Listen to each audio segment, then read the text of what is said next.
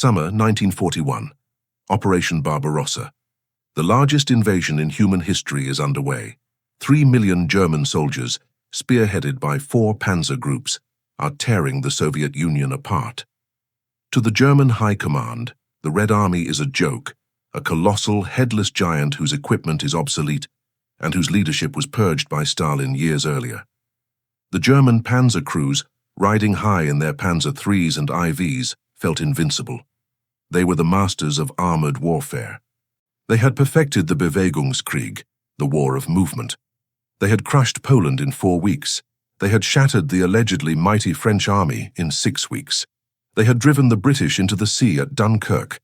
They believed with absolute certainty that their technology and their tactics were peerless.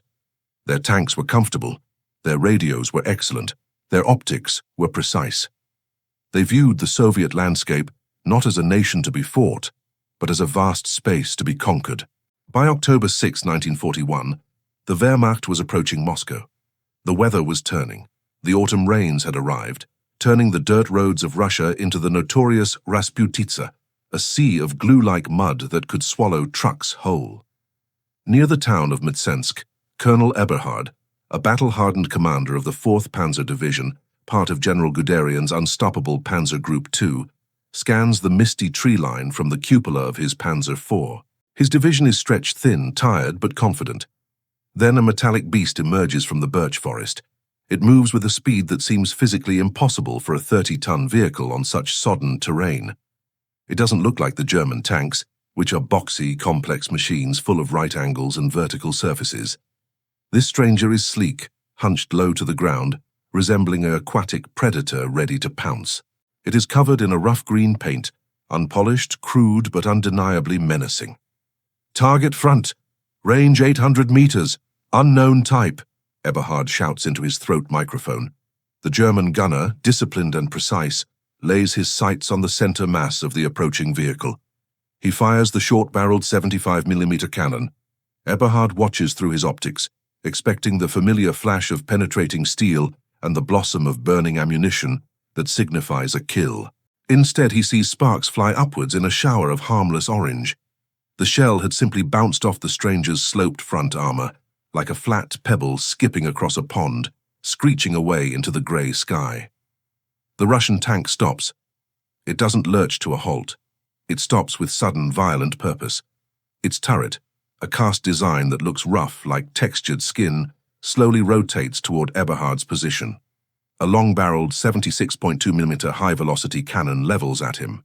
When it fires, the result is not a bounce. The Soviet armor-piercing shell strikes the Panzer's 50mm frontal plate. It doesn't just penetrate, it punches through with catastrophic overmatch. The shell tears through the driver's compartment, detonates the main ammunition stowage rack, and the resulting explosion is so violent it blows the turret clean off the Panzer's chassis, sending it cartwheeling through the air. Panic, a sensation previously unknown to these elite troops, spreads like a virus through the German radio net. "My shells are bouncing off. I hit him 3 times, no effect," screams one commander. "It's fast. My turret can't track it," cries another. "It's closing, we can't stop it. Fall back, fall back." What Colonel Eberhard and the arrogant might of the Wehrmacht were witnessing was the death of the Blitzkrieg. They had just met the T-34. So until that freezing October morning, German intelligence had insisted the Soviet Union was incapable of building a modern, medium tank. They believed the Slavs were culturally incapable of complex engineering. They were fatally wrong. They were facing a machine that would force Nazi Germany to question the very foundations of its military philosophy. This story is not just about a tank. It is a story about a clash of civilizations. It is about how a crude, uncomfortable, mass-produced machine defeated the finest engineering tradition in the world through sheer, brutal logic. It is the story of how the Soviet Union traded comfort for survival and finish for firepower. It is the story of the Iron Flood. To understand the terror of the German crews in 1941, you must understand the revolutionary genius hidden within the T-34's crude exterior. It was a weapon born of desperation and foresight, championed by a man who worked himself to death to create it, Mikhail Koshkin. In the late 1930s, Soviet tanks were fast but thinly armored, based on designs purchased from the American eccentric J. Walter Christie. They proved disastrously vulnerable in the Spanish Civil War. Koshkin, head designer at the Kharkov locomotive factory, realized the Red Army needed a universal tank, one that combined speed, armor, and firepower in a single package. His team worked in secret, often defying orders from Moscow bureaucrats who wanted to stick to obsolete designs. Koshkin's vision was centered around three revolutionary concepts that the Germans had completely ignored. First, sloped armor. German tanks like the Tiger and the Panzer IV were built like shoeboxes, flat, vertical plates of high-quality steel. If a shell hit a 50mm vertical plate head-on, it had to penetrate exactly 50mm of steel. The T-34's front armor was angled back at a radical 60 degrees. Basic geometry dictated that an incoming horizontal shell would have to travel through nearly 90mm of steel to penetrate that same 45mm plate. Furthermore, the angle caused German anti-tank rounds, particularly the standard 37mm and 50mm door knockers, to deflect upwards, dissipating their kinetic energy harmlessly. The T-34 achieved heavy tank protection with medium tank weight. Second, the Christie suspension and wide tracks. German tanks used narrow tracks and complex torsion bar suspensions with interleaving road wheels. On dry roads, they offered a smooth ride. In the Russian mud, the narrow tracks sank, and the complex wheels clogged with frozen mud, immobilizing the vehicle. The T-34 used massive wide tracks that distributed its weight over a larger surface area, allowing it to float over mud and snow that swallowed German vehicles. Its Christie suspension, using large coil springs, allowed for incredible cross-country speeds, albeit with a bone-shattering ride for the crew. Third, the V2 diesel engine. This was perhaps the greatest Soviet triumph. While German tanks ran on high-octane gasoline, highly flammable and requiring complex refining, the T-34 used a massive 12-cylinder aluminum diesel engine. It was lighter, produced massive torque, had far better range, and most importantly, diesel fuel was much harder to ignite than gasoline. A German tank hit in the engine deck often turned into a fireball instantly. A T-34 could often survive a similar hit.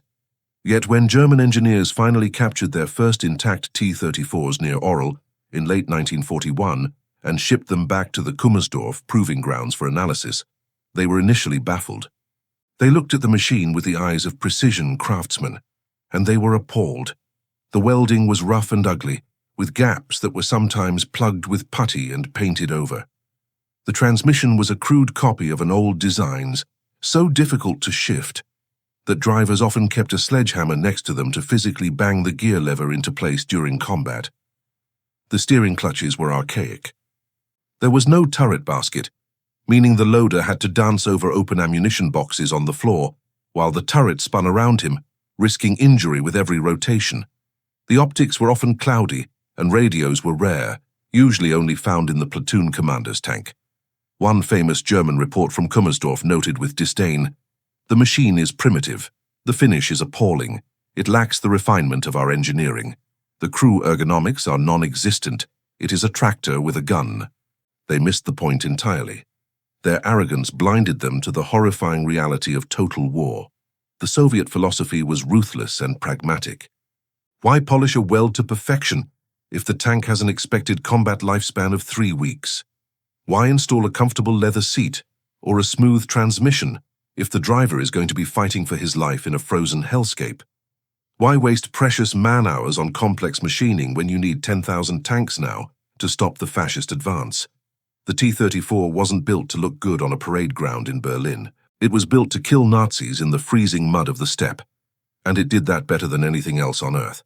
Throughout the winter of 1941 and into 1942, small groups of T-34s, often operating without infantry support and with poor coordination, still wreaked havoc on the advancing German columns. They became legends among the terrified German infantry. There is the story of Lieutenant Dmitry Lavrinenko, a former teacher who became the White Knight of the Red Army. In just 2.5 months during the defense of Moscow, utilizing the T-34's speed and the shock of its 76mm gun, Lavrinenko destroyed 52 German tanks. He would use the terrain, appearing from a snowbank, to strike the vulnerable flanks of a panzer column, destroy 3 or 4 vehicles, and vanish back into the white void before the slow-traversing German turrets could react. General Heinz Guderian, the father of the Blitzkrieg, the man whose tanks were being slaughtered, wrote in a panicked letter to High Command, "Up to this time we had enjoyed tank superiority, but now the situation has been reversed. The prospect of rapid, decisive victories is fading. The T-34 is causing panic among our troops." The crisis was so severe that Hitler called an emergency conference of his top tank designers and generals. The suggestion was made by frontline officers to simply copy the T-34 directly, steal the design and build it in Germany. The German industrialists, proud and obstinate, refused. They claimed their inability to produce the aluminum diesel engines in quantity, but in reality, their pride would not allow them to admit that the subhuman Slavs had bested them. Instead, the Wehrmacht adapted in the only ways it could. They brought up their heavy 88mm anti-aircraft guns, the only weapon capable of reliably killing a T-34 at long range, and used them in a direct fire role.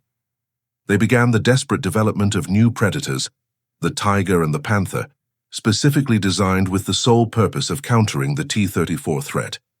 By late 1942, the technological gap was closing. The initial T-34 shock was wearing off. The Germans were learning the beast's weak spots, its poor visibility, its 2-man turret that overworked the commander, its lack of radios. But while the Germans were celebrating their tactical adjustments, they were blind to the strategic tidal wave forming against them. They were fighting a war of tactics. The Soviets were fighting a war of logistics. While the Panzers were grinding to a halt in the snow outside Moscow, something unprecedented in human history was happening behind the Ural Mountains, something that would doom the Third Reich more surely than any battlefield defeat. Stalin had ordered the evacuation of Soviet industry. It was an undertaking of biblical proportions.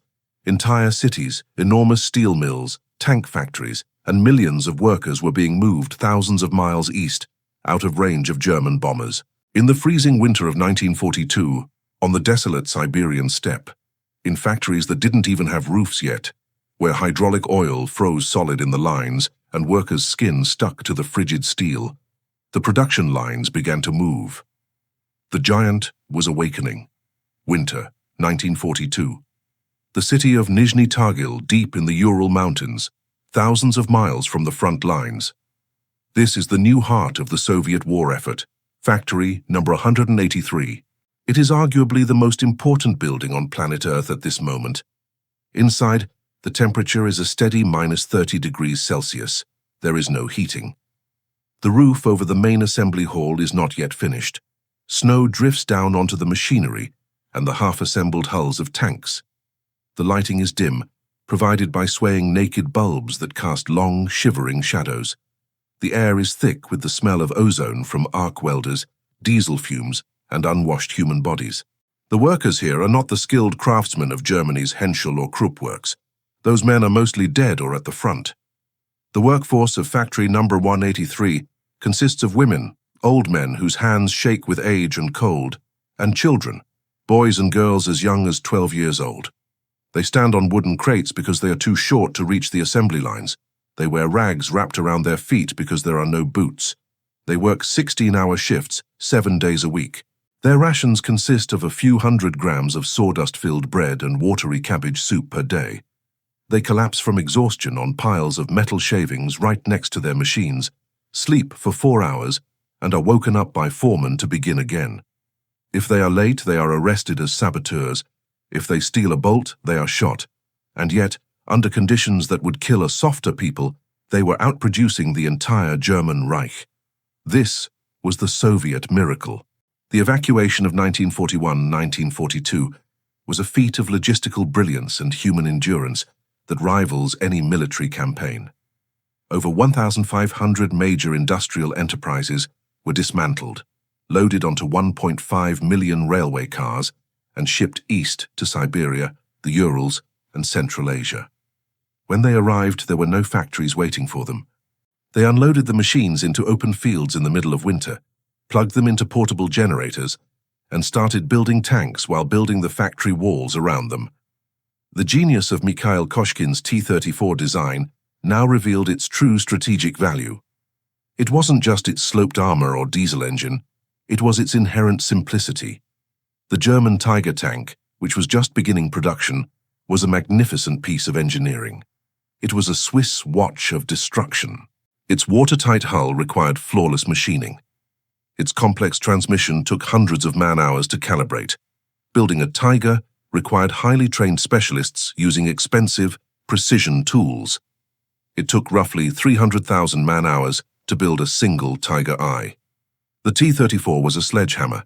It was designed with looser tolerances. The armor plates were rough cast. The welds didn't need to be pretty, they just needed to hold. It could be assembled by that unskilled 12-year-old boy who had never seen a tank before in his life. It took roughly 15,000 to 20,000 man-hours to build a T-34. By 1943, this disparity was becoming a strategic nightmare for Germany. The math was inescapable. For every magnificent Tiger tank that slowly rolled out of a German factory, the Soviets were producing 20 crude, ugly, effective T-34s. The Germans were fighting a war of quality. The Soviets were fighting a war of attrition, and their currency was steel and blood. The slogan over the factory floor read, "Everything for the front, everything for victory," and they meant it literally. This industrial tidal wave finally crashed against the Wehrmacht in the summer of 1943. The location was the Kursk salient, a bulge in the Soviet lines that Hitler was determined to pinch off in a massive encirclement, Operation Citadel. It was destined to be the greatest tank battle in human history, a clash of armor on a scale never seen before and never seen since. Hitler, obsessed with technical superiority, had delayed the offensive for months. He was waiting for his new wonder weapons, the heavy Tiger and the sleek medium Panther, to be ready in sufficient numbers. He believed these superior machines, with their impenetrable frontal armor and high-velocity guns, would slice through the Soviet defenses like a hot knife through butter, restoring German initiative on the Eastern Front. But the delay was fatal. It gave the Soviets time to turn Kursk into the most heavily fortified place on Earth, and it gave factory number 183 time to churn out thousands more T-34s. On the morning of July 12th, the climax of the battle took place near the small dusty village of Prokhorovka. The two philosophies of war collided head-on in the golden wheat fields of the Russian steppe. Obersturmbannführer Joachim Peiper, a poster child of the SS, led his Panzer regiment forward. His force included Tigers and Panzer IVs. From a distance, the German heavy tanks were formidable. Their 89mm guns could kill a T-34 from 2,000 meters, a range at which the T-34's 76mm gun couldn't even scratch the Tiger's paint. The Soviet commander of the 5th Guards Tank Army, General Pavel Rotmistrov, was watching the German advance from his bunker. He knew the math. He knew his T-34s were hopelessly outgunned in a long-range duel. If he sat back and traded shots, his army would be annihilated before lunch. So Rotmistrov gave an order that sounded like madness, a desperate gamble that only the Soviet Union could afford to take. He ordered his tank corps to charge. "Steel to steel!" the order went out over the radios. "Close the distance! Hug them! Get inside their guard!" Suddenly, the horizon erupted in dust and diesel smoke. Hundreds of T-34s carrying infantry riders, clinging to their hulls, surged forward at full speed. It looked like a cavalry charge from a bygone era, replaced by 30 tons of charging steel. They didn't stop to fire. They didn't use terrain for cover. They drove straight into the teeth of the German guns. German gunners, stunned by the audacity, fired as fast as they could load. The flat steppe offered no cover. T-34s exploded in catastrophic fireballs, their turrets cartwheeling hundreds of feet into the air as their ammunition detonated. Burning crews bailed out into the wheat fields, only to be cut down by machine gun fire. But for every T-34 that died, 3 more kept coming, emerging from the smoke of their burning comrades. They closed the gap relentlessly, 2,000 meters, 1,000 meters, 500 meters. Once the lead T-34s got inside the magic 500-meter mark, the German advantage evaporated. The battle dissolved into chaos. The T-34s swarmed the heavy German tanks like a pack of wolves attacking a grizzly bear. At close range, the T-34's agility reigned supreme. Its diesel engine allowed it to accelerate faster than the sluggish Tigers. Its electrical turret traverse was faster than the hydraulic systems of the German tanks. T-34s zipped around the flanks of the heavy German beasts, firing point-blank into their thinner side and rear armor. The fighting was visceral, desperate. T-34s that ran out of ammunition rammed German tanks. T-34 drivers, with their tanks already burning and their crews dead around them, used their last moments of life to steer their dying machines into the tracks of Tigers to immobilize them. A German Tiger commander later described the horror of Prokhorovka in a letter home. They were everywhere. It was like shooting into a swarm of ants. We would destroy a whole company, and a fresh brigade would appear from the smoke. They were so close we couldn't depress our guns low enough to hit them. We were firing at ranges of 10 meters. They were ramming us. It wasn't a battle. It was a slaughterhouse of machinery. By evening, the fields around Prokhorovka were a graveyard of burning steel. The sky was black with the smoke of hundreds of brewed-up tanks. The Germans had inflicted massive casualties. Technically, tactically, they had destroyed far more tanks than they had lost. But strategically, Germany had lost the war on that field. The T-34s had taken the best shot of the elite SS Panzer divisions and stopped them dead. The German armored reserves were gutted. They could not replace their losses of men or machines. The Soviets, despite losing hundreds of tanks in a single day, could replace their losses by the next morning. The trains from Nizhny Tagil never stopped running, but the T-34 was not a static machine. The encounter at Kursk proved that the original 76mm gun was no longer sufficient against the new German cats, the Panther and Tiger. The Soviets needed a bigger punch. In 1944, the T-34 underwent its definitive evolution. The small, cramped two-man turret, which had forced the tank commander to also act as the gunner, severely limiting his tactical awareness, was replaced. The new T-34-85 featured a larger three-man turret based on the KV-85 heavy tank. It housed a massive, high-velocity 85mm anti-aircraft gun, capable of knocking out a Tiger from combat ranges. Crucially, it added a dedicated gunner, freeing the commander to actually command the tank, look for targets, and coordinate with other units.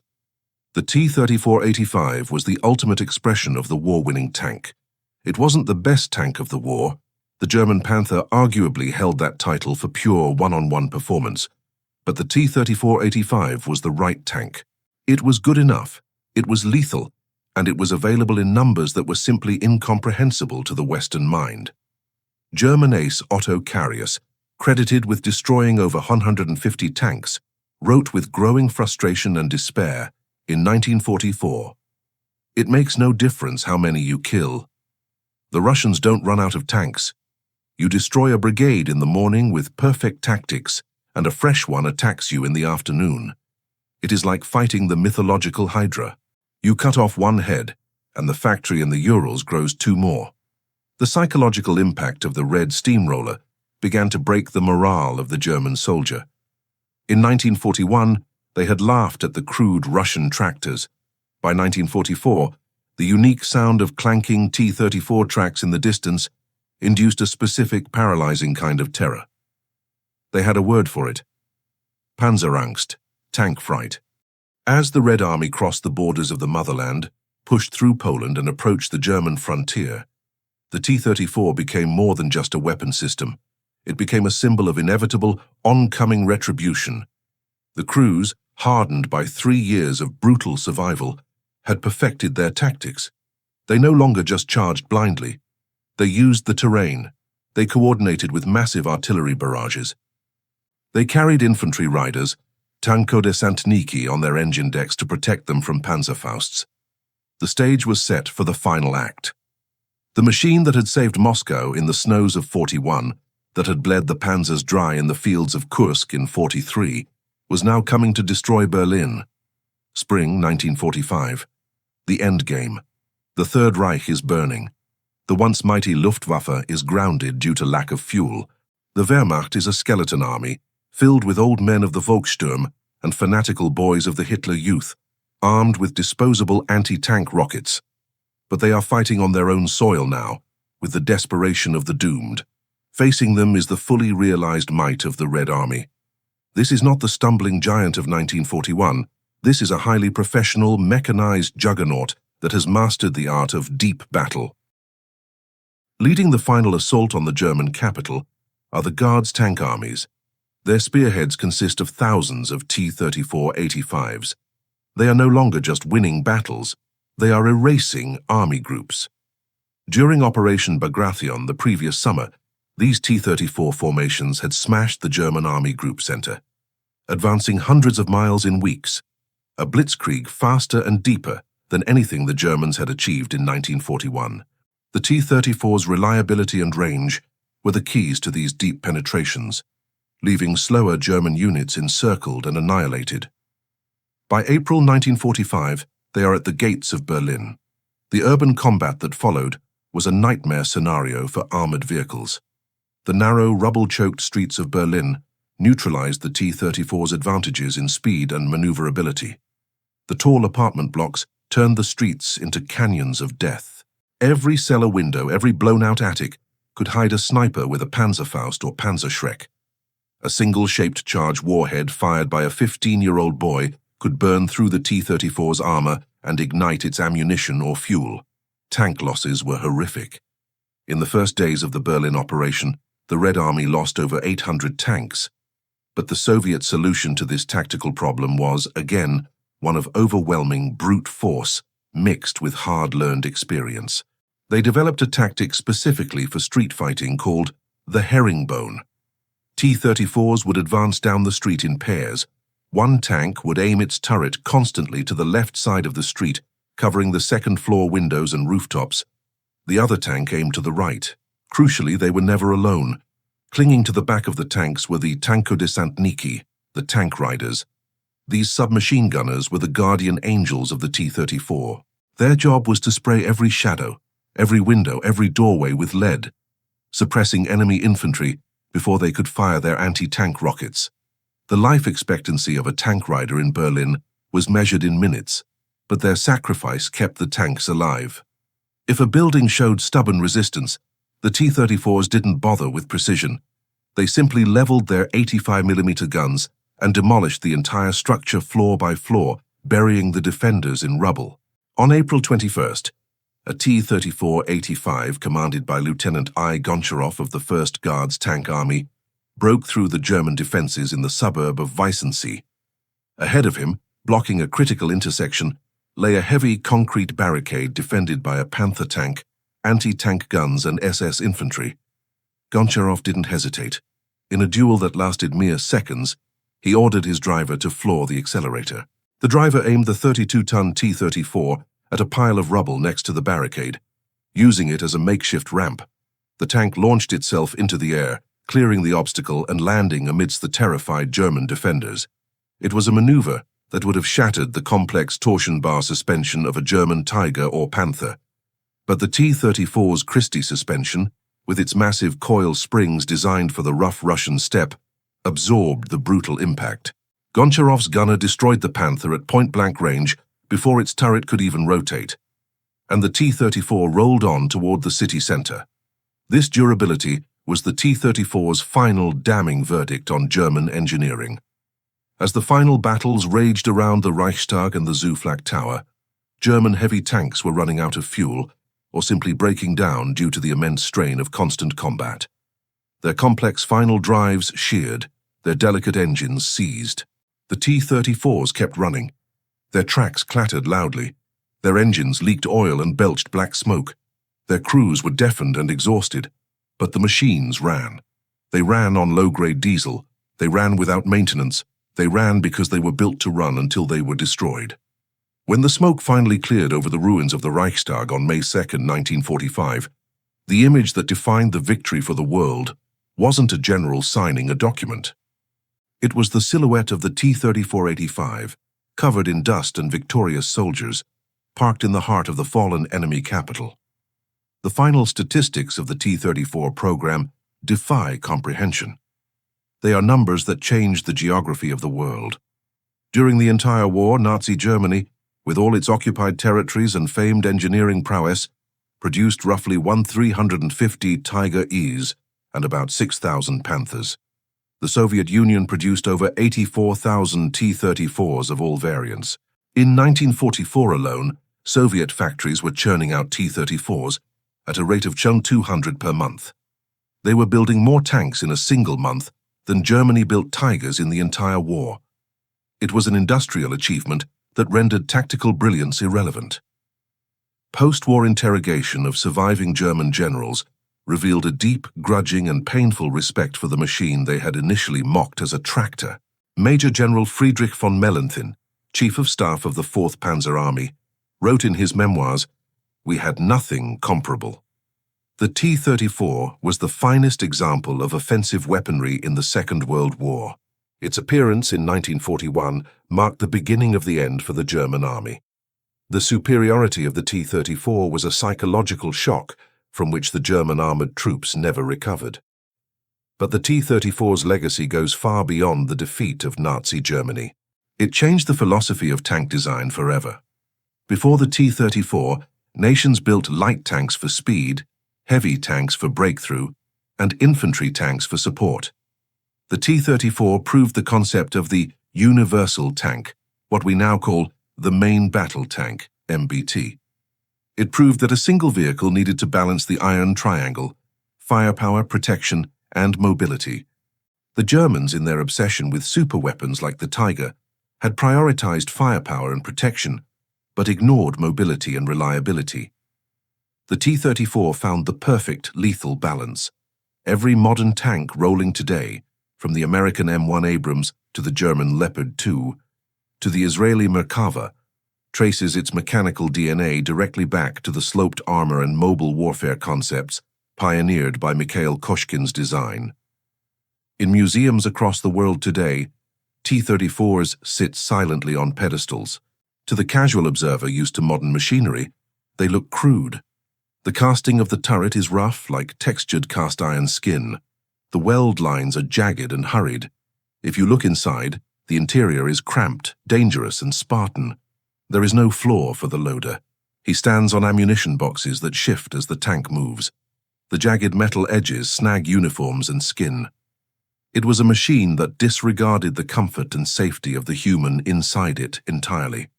It treated its crew as just another replaceable component. But that roughness is the point. It is the roughness of a weapon forged in a desperate, existential fire. The story of the T-34 is the ultimate lesson in warfare. It is the story of how the perfect enemy was defeated by the good enough reality. The Nazis wanted to win with superior Übermensch engineering, with quality that couldn't be matched. The Soviets realized that quality has a quantity all its own. They won with a machine that could be built by a starving grandmother in the snow, fixed with a sledgehammer in a muddy field, and produced in numbers that blotted out the sun. In the end, the greatest war in history wasn't won by the elegant, complex engineering of the German Tiger. It was crushed under the tracks of the crude, noisy, unstoppable engine of the T-34. It was the triumph of the factory over the craftsman. It was the triumph of quantity over quality. It was the Iron Flood.